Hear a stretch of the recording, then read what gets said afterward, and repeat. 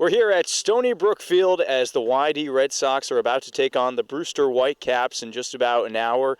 Red Sox entering today at 24-13-1.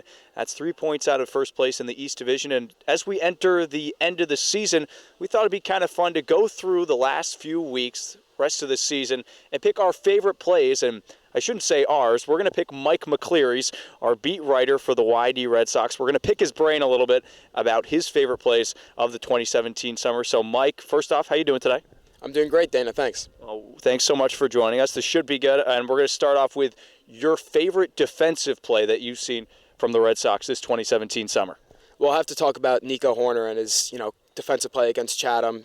He, on a pop ball that was hit to shallow right field, he went back on it, caught it with his bare hand, and as momentum was bringing him to first base, he turned around and made the throw to second, and Christian Koss was able to put the tag on, and it was just phenomenal all around, and it was a great team effort. I mean, you think about actually how he was able to, moving his entire body towards the foul line, throw across it, the sheer strength that just shows, and then the presence of mind of Christian Koss as well. It looked like the runner wasn't on the base, or maybe he was even just on Koss's cleat. Yeah, Christian said he was on his foot at the time, and he just noticed that and had the presence of mind to put the tag down, and said he was glad that the umpire saw it that way because, that was a tough call to make, and it was, it just kind of worked out in their favor.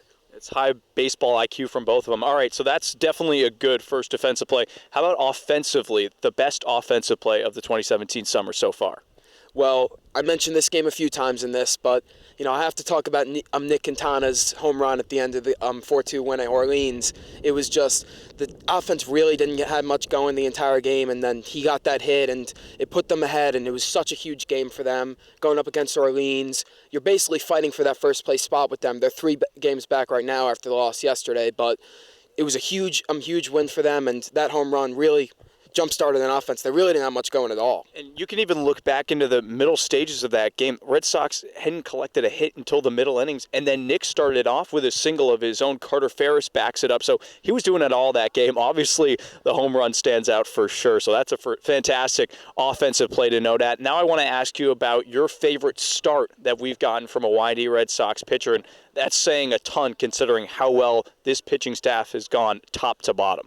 Yeah, of course, this pitching staff has been great, but I have to point out Spencer Van Scoyen is one of his first starts versus Falmouth. He pitched 5 strong innings, and he really defending the position well. That was the thing that really set him apart. He caught a screamer that was hit right back to him, and that really sets him apart with the game. A lot of people had a couple games where they threw a lot of strikeouts. Chris Bubich had a couple of them, and Brennan had 1 game, and Spencer Van Scoyen, even though he only went 5 innings in that game, he defended the position well, and he just really was dominating, only giving up 1 earned run. I'm glad you brought that up because Red Sox pitchers for the entire season have defended so well. I mean, you look at Riley Macaulay's play a couple of nights ago in Orleans, and the bottom of the 9th inning, runners on first and second, no outs. He fields a bunt, and he's able to get the lead runner. That was a huge moment of that game, and that doesn't happen if he doesn't have a little experience in the infield as well. Yeah, he told me after the game, actually, he was recruited to Michigan State to be a shortstop, and, I thought that was extremely interesting because when he fielded that bunt, there was really only one way he could make that play. If he went underhand, he probably wouldn't have made it in time. He had the presence of mind just to do that little backhanded toss, and they got the out, and it was a huge out because he got the lead runner, and he was able to force the inning to end with the bases loaded, and it was a really, really big spot. And, the best offensive player of the year wouldn't have even happened if Riley Macaulay wasn't able to get through that inning. That's an excellent point. All right, 3 done, 2 to go. What's, in your opinion, the biggest clutch moment that we've seen this summer? Now, Alfonso Rivas at the end of a 3-run comeback win over Orleans. Another huge victory because, once again, Orleans, first place in the Eastern Division. They're 3 games back right now, and they're just fighting back, and every win counts against them. And just capping off a 5-1 season series against them. Alfonso Rivas coming in at the end of that game. That was a huge moment. It was the first walk-off victory of the season. I believe the only walk-off victory of the season for the Red Sox. And just for him to get it in that spot, it was huge.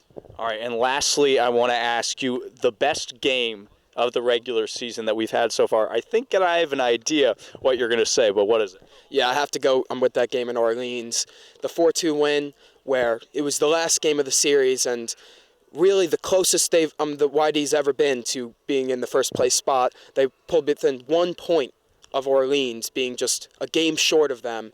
And it was just such a huge game throughout. It was the most tense, probably 9th and 10th inning I've ever seen. We talked about Macaulay and all the great plays he made to get out of the inning with the bases loaded. He was even feeling the emotion. He pumped his fist one time after he got a strikeout, and then after he ended the inning, he seemed really excited too. And then the Quintana home run just to cap off what was a wonderful night for the YD Red Sox. It sure was, and it seems like whenever those two teams team up, we get something special, and wouldn't it be fun if they could meet in the postseason? It would have to be probably in the Eastern Division Finals, but a lot of seedings to be figured out as we finish up the last week of the regular season.